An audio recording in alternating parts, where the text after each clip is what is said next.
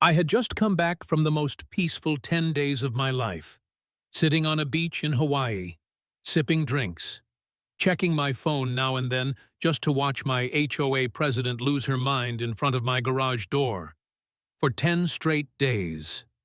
She screamed, called the cops, hired locksmith after locksmith, all because her car was locked inside my garage, and I wasn't even home.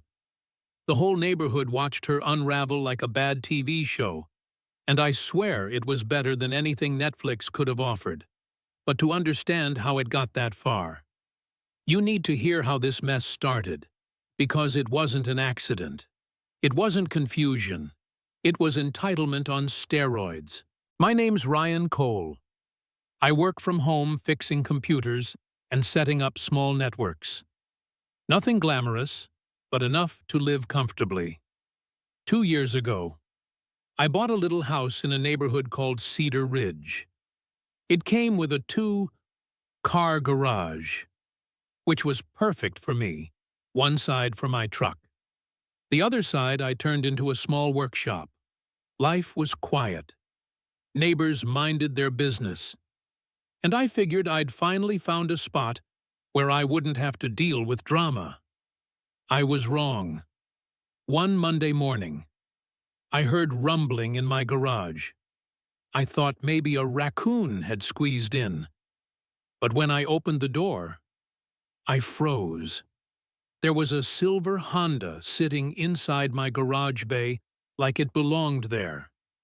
Not blocking the driveway, not halfway in, fully parked. Neat, like it had a reserved sign. I stood there blinking like maybe I was still dreaming. But no, it was real. I walked outside, scanning the street, and spotted a woman across the way watering her roses. I'd seen her before, never spoken to her. She lived with her mother. Everyone whispered about her being the head of the HOA. Her name was Denise Porter. I knocked on her door. She opened it wearing wrinkled yoga pants, an old shirt, hair looking like she'd just rolled out of bed. The expression she gave me, though it was like I was wasting her time by existing. "Hi, I'm Ryan from across the street," I said, trying to keep polite. "I think your car is in my garage by mistake." She smirked, crossed her arms, and hit me with, "Sweetheart, I'm HOA president. I know exactly where I can park.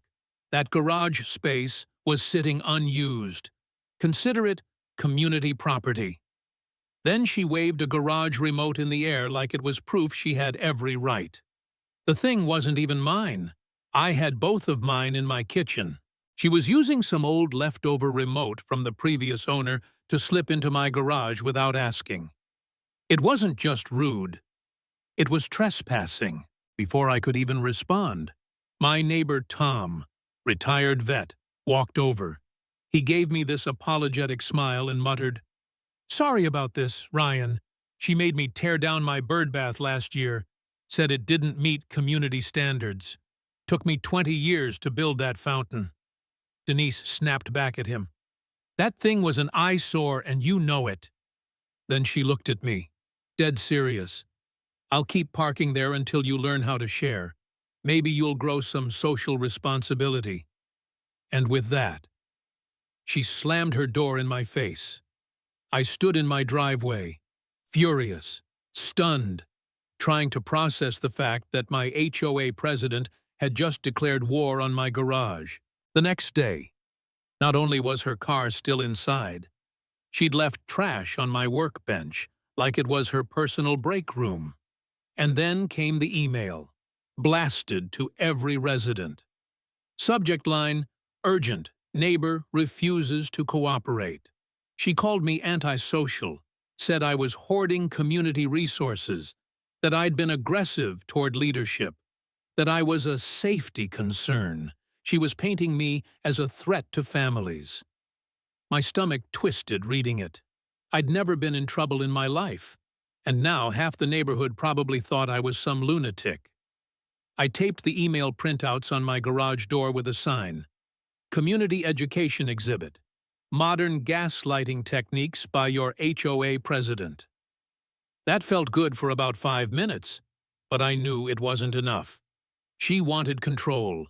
She wanted me broken down. And the worst part, I started wondering if maybe she was right. Maybe I was making things worse by fighting her. Maybe if I just let her use the space, life would go back to normal. I sat at my desk one night, staring at the email, and thought, what if I'm the problem here? That doubt lasted about half a day. Then I remembered Tom's fountain, Mrs. Peterson's gnome collection she'd forced her to throw away. The young couple down the block who got slapped with a fine for painting their fence too bright.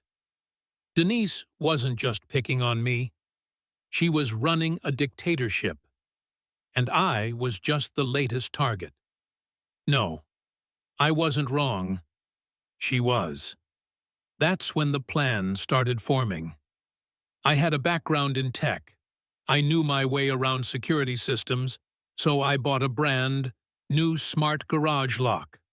The kind you control with your phone, invisible from the outside. It had a timed lockout feature, meaning I could let her dig her own grave, then snap it shut when the moment was right. I pretended to surrender. I emailed her saying, "You've made your point. I clearly don't understand community standards. I'm leaving for 10 days to think about my behavior. Please, use the garage however you see fit." Within an hour, she forwarded it to the entire HOA, bragging that I'd finally recognized her leadership. She even threw a community improvement party in my garage that same night. Cheap wine, folding chairs, speeches about how some people just need proper guidance. I watched it all through my new security cameras. Every smirk, every toast, every time she called me selfish, it was all captured. The following morning, suitcase in hand, I walked out to my car making sure she could see my exaggerated size. She waved at me from her porch like she'd just conquered Rome. I got on a plane to Hawaii, checked into a resort, and every day after that, I opened my phone to see Denise living her fantasy life in my garage. She brought in a desk, a mini fridge, motivational posters about community excellence. She even hosted workshops on mailbox design. It was surreal. My garage had turned into her headquarters. But I wasn't angry anymore. I was amused, waiting for day 7, the day the system would lock her out for good. That morning, I sat on a balcony overlooking the ocean, coffee in hand, watching live as Denise strolled up with her latte and folders. She pressed the button. Nothing. She tried again. Nothing. She pulled on the emergency release, locked solid. I leaned back in my chair, grinning, while she grew frantic, calling Martha, her sidekick, calling locksmiths, pacing, shouting into her phone. 3 locksmiths came and went that day, all telling her the same thing. "Ma'am, without the homeowner's authorization, I can't touch it." She screamed at them, waved her title of HOA president like it was a badge. They didn't care. I spent the afternoon snorkeling while she pulled her hair out 3,000 miles away. By the time I flew home on day 10, the neighborhood was buzzing. People were gathered outside my house, phones ready, waiting to see the showdown. Denise was in my driveway, red-faced, wild-eyed, accusing me of kidnapping her car. "This is harassment. This is illegal," she shrieked. I stepped out of my car, calm, tan, relaxed, and said, "How was your week, Denise? Get a lot of community organizing done?" The crowd laughed under their breath. She stammered, demanded compensation for emotional trauma, locksmith bills, lost work. That's when I pulled out my phone, connected it to my outdoor TV, and said, "Before we talk about compensation, maybe we should review the full story."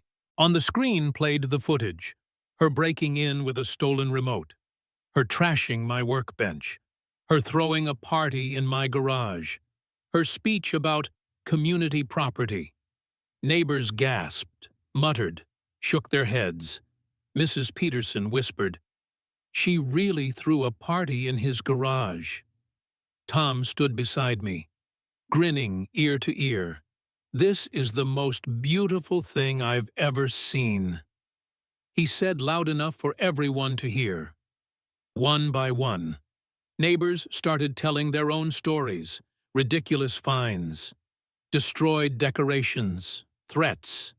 The dam broke, and suddenly Denise was standing alone in a storm of voices calling her out. Then Tom held up a folder. "By the way, the HOA board voted yesterday, unanimously. Denise, you are no longer president. Abuse of power isn't in the handbook." The silence that followed was deafening. Her mouth opened, closed, opened again, but no words came. She'd lost her title, her grip on the neighborhood, her last shred of authority. Finally, she screamed something about suing everyone and stormed off, Martha trailing behind, humiliated. I stood there, watching her retreat. My garage finally mine again. The crowd dispersing slowly, murmurs filling the air. My chest felt lighter than it had in weeks. She'd tried to turn my life upside down, but in the end, her own arrogance dug the hole she fell into. And I didn't have to yell. I didn't have to fight. I just had to be smarter. The lesson? Bullies only win if you let them.